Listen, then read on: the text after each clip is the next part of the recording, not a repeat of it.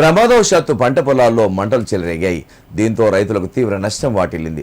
సిద్దిపేట జిల్లా దుబ్బాక మండలం పెద్దగుండవెల్లి గ్రామంలోని వ్యవసాయ పొలాల్లో అకస్మాత్తుగా మంటలు చెలరేగాయి.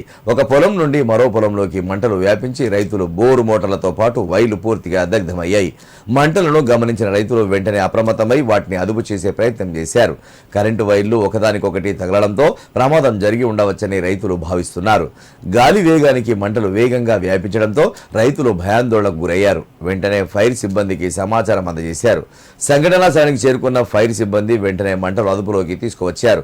ప్రమాదంలో తీవ్ర నష్టం వాటిల్లిందని ప్రభుత్వం ఆదుకోవాలని రైతులు వేడుకున్నారు.